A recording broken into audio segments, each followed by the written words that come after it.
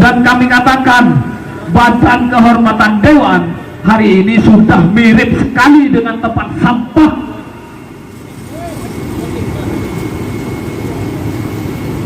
Ayolah, DPRD itu boleh gaji besar, mulut besar jangan, apalagi dengan jurus cakar naga bamus itu.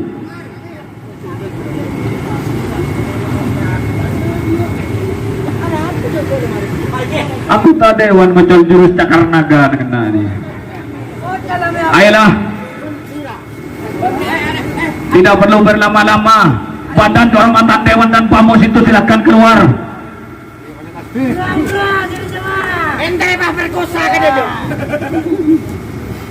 Kita tidak perlu berlama-lama.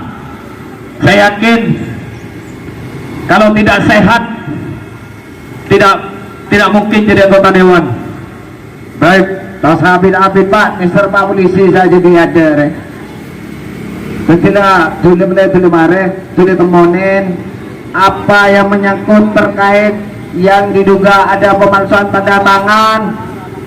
Langsung ini saya lihat di sebelah kiri saya ada mobil dengan plat nomor M1AP. Kebetulan sekali ini, tumben-tumbenan mobil ini ada di sini. Kalaupun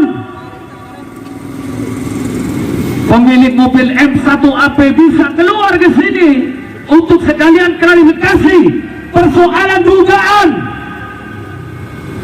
korupsi pada penganggaran mobil Sigap, akan saya akui bupati kita adalah bupati hebat, menuju Pamekasan hebat. Kita rakyat Pak rindu sekali ingin ketemu dengan pemimpin pemilik mobil dengan plat nomor M1AP.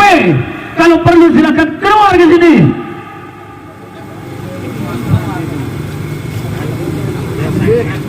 Kita hanya ingin bukti bahwa kabupaten yang sudah mendatangkan KPK ke sini bersih dari korupsi.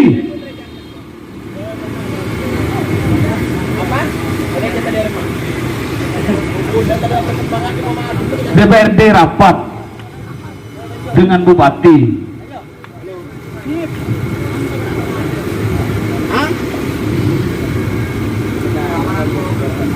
Tak ngargai sekali ke aspirasi rakyat.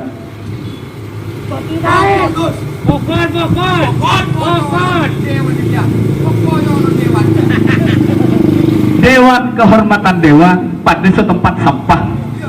Kuni kebayakan dengan pemohon kasus mah ada apa? Pelaporan inisial H atas dugaan tanda tangan palsu CSR masuk ke tempat sampah. Benih masuk ke Badan Kehormatan Dewan. Pelaporan inisial S atas dugaan sudah menjadi markus kasus Raskin di sampah kia.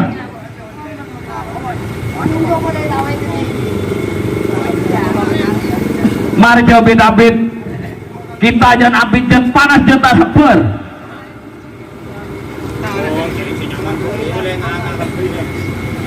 Kalian semua itu ambil jabatan untuk melaksanakan amanah penderitaan rakyat. Jelas jangan sedikit-sedikit kita kritik bahwa keluar jurus cakar naga bodoh kena-ngena nenggelanggang MMA dia jelas apa saya aja jelas kok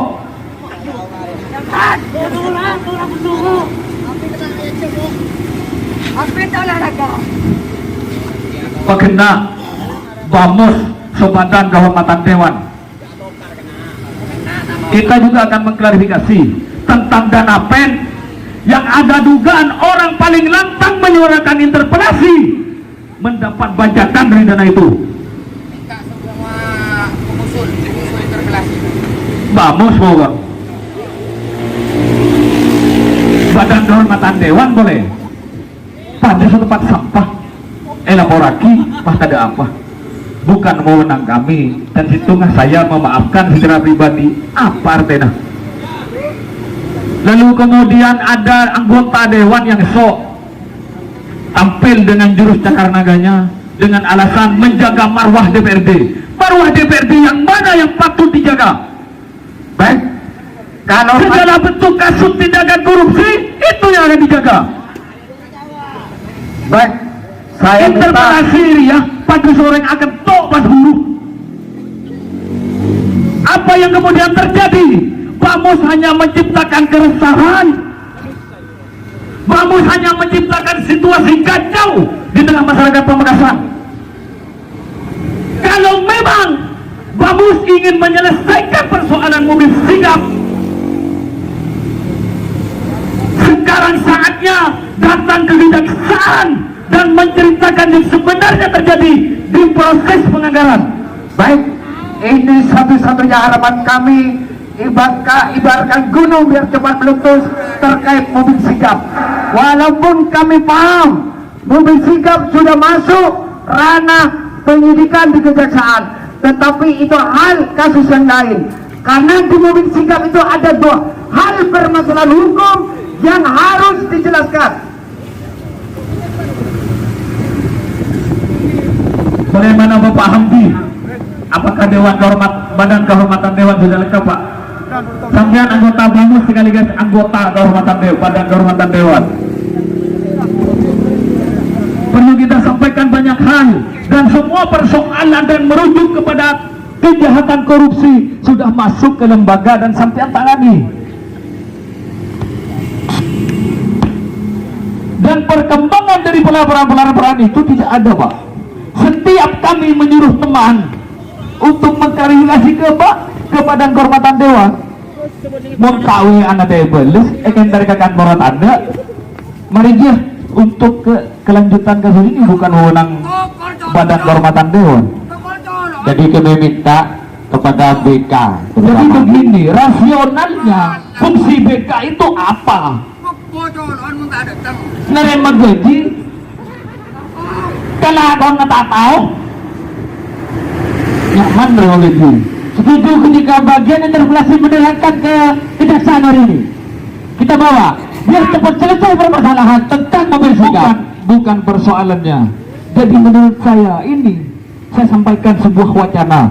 Kalau memang tim interpelasi Bamus itu mau menyelesaikan persoalan dugaan korupsi pada proses penganggaran mobil sigap, Bamus bisa datang sendiri tanpa saya ajak, tanpa saya intervensi, datang ke kejaksaan dan ceritakan sebenar-benarnya. Karena ada lompatan-lompatan regulasi dalam proses penganggaran mobil sigap. Jelas DPRD itu lembaga kolektif kolegial, di mana ada 4 pimpinan DPRD. Kemudian muncul kebijakan atas nama pemerintah kabupaten yang hanya ditandatangani oleh 1 pimpinan DPRD. Betul. Itu bagaimana? Lompatan regulasi itu sudah menciptakan pintu paling besar untuk anggota dewan melakukan kejahatan korupsi. Begitu Bapak Hamdi. Sampai anggota Bamus sekaligus anggota Badan Kehormatan Dewan. Baik, ini ada anggota BK minta penjelasan sambil menunggu yang lain. Ada yang lupa ya saya sampaikan. Ada dugaan dana PEN menjadi panjakan, dan saya tidak bisa menyebut namanya. Ada dugaan orang paling lantang menyuarakan interpelasi mendapat bagian bajakan dana itu. Baik,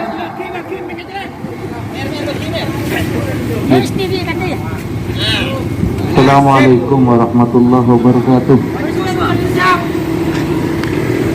merdeka. Terima kasih teman-temanku, saudara-saudaraku, sahabat-sahabatku sekalian yang hari ini datang ke sini. Saya mengucapkan terima kasih sebanyak-banyaknya dan sebesar-besarnya kepada teman-teman, karena dengan datangnya teman-teman ke sini, ini membuktikan bahwasanya masih banyak yang peduli terhadap perkembangan Kabupaten Pamekasan ini. Terima kasih. Banyak yang masih waras, Pak. Ya, artinya masih banyak yang waras, gitulah. Baik, terima kasih. Saya akan jawab dari satu persatu. Yang pertama, yang paling menjadi kewenangan kami adalah BK. Saya bukan Bamus, saya di Banggar. Jadi saya tidak tahu menahu berkaitan dengan Bamus. Saya adalah anggota Banggar, saya adalah anggota BK. Berkaitan dengan kasus pemalsuan tanda tangan yang diduga dilakukan oleh salah satu anggota DPRD, sekarang sudah final. Tinggal kita mengumumkan di paripurna, tinggal nunggu waktu saja. Belum final. Nah, maksudnya DBK sudah final, cuma ini belum diumumkan di DPR, itu saja, diumumkan di paripurna. Terus yang kedua, berkaitan dengan kasus interpelasi mobil sigap, katanya mobil sigap. Prosesnya di sini masih pembentukan tim pencarian fakta, sekaligus kita sudah membentuk namanya Pansus Mobil Sigap di sini, dan ketuanya itu Ali Maskur, dan sekarang sedang jalan ini. Jadi belum selesai. Perlu diketahui sahabat dan saudara-saudaraku sekalian, bahwasanya DPRD itu lembaganya bukan lembaga hukum, tapi lembaga politik. Artinya kebijakan pengawasan yang dilakukan itu adalah pengawasan secara politik, bukan secara hukum. Meskipun di dalamnya harus mematuhi aturan yang ada. Sebentar Mas Andi. Iya. Bukan biar tidak dialog ya. Begini Mas, yang dibutuhkan kawan-kawan itu jawaban yang jelas. Artinya begini, kenapa sampean masih diterima untuk menjawab di sini di kesempatan aksi kali ini? Satu, dikarenakan karena memang Anda yang bertugas di BK. Jelaskan apapun yang menjadi konsekuensi daripada unsur pemeriksaan kemarin internal DPRD. Satu, kalaupun memang harus diumumkan di paripurna, apakah tidak salah? Saya katakan, kenapa saya harus pertanyakan? Berarti kalau cuma diumumkan hanya berlaku pada internal.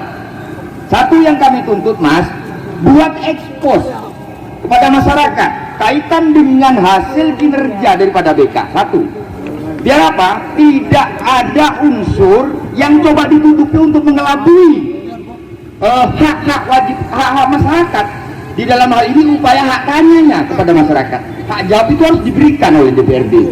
Lah, sekarang yang saya tanyakan, walaupun diumumkan nantinya di paripurna, adakah yang bersifat rekomendasi? Betul, kata yang tadi sampean katakan, kami bukan lembaga hukum, bukan lembaga penuntutan, tapi sejatinya rekomendasi DPRD itu wajib harus dikeluarkan.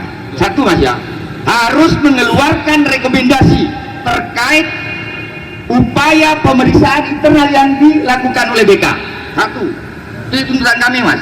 Yang kedua, kaitan dengan mobil sigap, kalaupun itu diperluas, harus dibentuk pansus, saya yakin hasilnya dua, ada rekomendasi untuk angket atau tidak sama sekali dari pansus. Itu saya yakin.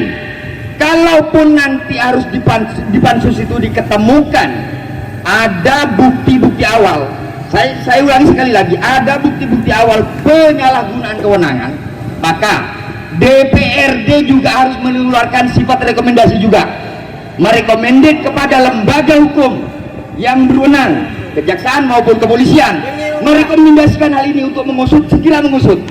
Itu boleh Mas, karena itu tugas daripada anggota DPRD. Jangan ngelon-ngelon, artinya ngatain, artinya beralibi.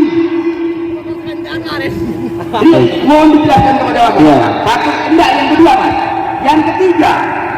Yang ketiga, saya minta ini kalau ada wartawan, monggo dicatat baik-baik. Siapapun yang telah menemui kami hari ini, layak kalian memilihnya. Dan siapapun yang tidak berkeinginan menemui kami hari ini, sampean mengatakan bullshit kepada anggota DPRD itu. Baik, kami potong Pak. Ya, kepada Bapak dari BK. BK itu terdiri dari beberapa orang, jelaskan dulu. 5. Oke, BAMOS berapa orang Pak? Kalau BAMOS itu 20. Anda silakan ini juga. Wah, saya tidak perlu penjelasan Bapak. Artinya kami minta yang komplit. Jadi sekali lagi dengan hormat, saya main-main, Bapak kembali aja. Ini karena kami khawatir. Ini hanya penjelasan Bapak secara pribadi. Penjelasan saya ini mewakili kelembagaan. Sudah Pak, kami minta Bapak kembali. Karena yang kami harapkan ketegasan. Sebentar dulu. Sudah, Bapak kembali aja. Sudah kembali aja. Di atas sana sedang ada paripurna. Saya tadi sedang paripurna. Jadi satu orang turun. Kalau keluar semua nanti Pak Bupati ngomongnya sama siapa? Biasa gitu. Ya baik, begini saja. Ya, begini saja.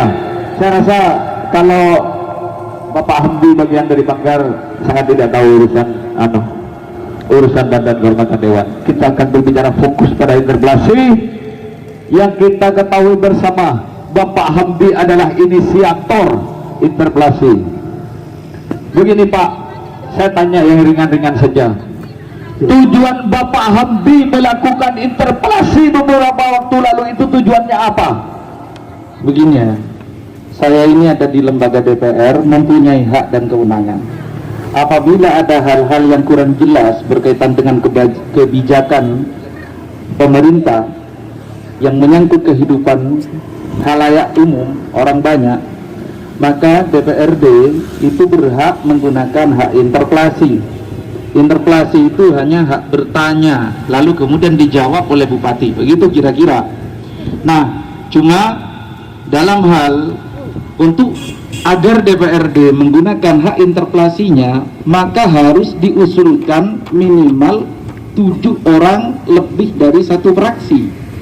Maka pada waktu itu karena kami semua ingin Pak, saya potong, tidak mengarah pada yang saya maksud.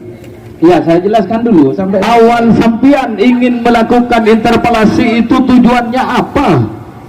Tujuannya begini, makanya ketika kita melihat mobil sigap itu seperti apa yang ada di video saya dulu itu waktu di paripurna, saya bingung. Ini programnya SPGDT atau apa? Begitu.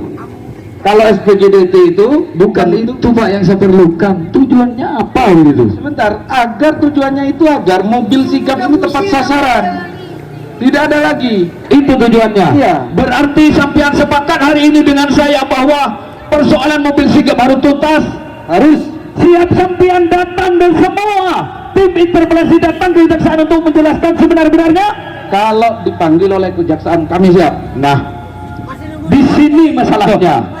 Di sini masalahnya kenapa tadi saya sebut BAMOS hanya menciptakan keresahan di tengah masyarakat. Bentar, kalau dipanggil begini, kalau datang menyerahkan diri kepada kejaksaan, saya sebagai saksi bahwa memang ada lompatan-lompatan regulasi dalam penganggaran mobil sigap. Selesai Pak. Begini, selesaikan satu persatu. Anggota DPRD itu seorang pejabat, mengajukan diri untuk masuk menyelesaikan persoalan itu tidak salah. Apalagi sampai seorang disebut sebagai inisiator. Begini Mas Dos ya.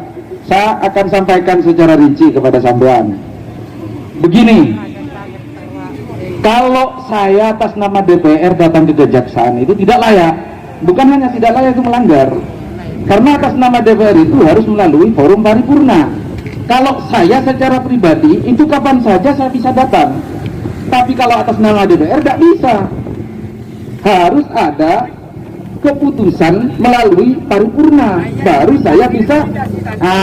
Begini, tunggu. Saya akan sampaikan bahwasannya hasilnya nanti interpelasi setelah kemudian ini sudah rampung semua, maka akan ada rekomendasi. Rekomendasinya itu bisa merupakan rekomendasi kepada APH, aparat penegak hukum, dan kemudian rekomendasi kepada pemerintah untuk melakukan perbaikan. Kemudian sama dengan yang DBK, keputusan BK itu nanti tetap merupakan rekomendasi kepada partai yang bersangkutan kalau itu dinyatakan melanggar, agar kemudian sanksinya diturunkan di sana. Jadi begitu urutannya. Jadi selesaikan satu persatu. Saya sebetulnya ingin saja kemudian saya keluar dari sini dan melaporkan persoalan ini. Cuman kenapa? Proses di sini belum selesai. Saya tidak bisa sendirian kemudian mengatasnamakan DPR. Tidak bisa. Tidak bisa saya sendirian mengatasnamakan DPR. Saya harus sama dengan dulu. Saya sendirian mengajukan interpelasi. Tidak bisa. Saya harus mengajak teman-teman, kemudian teman-teman di DPR kemudian dirapatkan paripurna, diputuskan, menang, baru kita menggunakan hak interpelasi atas nama DPR, bukan atas nama saya sudah. Baru ini benar. Jadi caranya nanti, kalau nanti sudah selesai, pasti ada rekomendasi atas nama DPR, bukan atas nama saya pribadi. Tidak bisa kalau atas nama pribadi itu. Jadi saya tidak bisa kalau atas nama DPR disuruh berangkat atas nama pribadi. Harus nunggu keputusan. Begini Pak, jadi ada bahan bercandaan di luar sana. Kalau interpelasi itu tujuannya barangkali dibukai pintu, ada yang sampai sumpah demi Allah takut dibukai pintu. Tapi kalau tujuan interpelasi itu ingin menyelesaikan sebuah persoalan, maka akan ada tindak lanjut yang jelas Pak. Dan itu perlu dipublikasi, karena apa yang sampean lakukan dengan semua tim itu sudah menimbulkan keresahan di tengah-tengah masyarakat, sudah menimbulkan kekacauan di tengah-tengah masyarakat. Jadi harus segala bentuk perkembangan sampean menyampaikan dalam video siaran langsung. Ini setelah ini ada pandangan komisi, sampean tidak menyampaikan apapun setelah itu sampai hari ini. Jadi begini sahabat, setelah proses interpelasi itu selesai, urutan acaranya itu adalah penyampaian pemandangan umum anggota DPRD keseluruhan melalui fraksi-fraksi. Ini jadwalnya. Jadi harus ada pemandangan anggota DPRD melalui fraksi-fraksi kepada Bupati. Nah, hasil dari itu nanti dijadikan rekomendasi.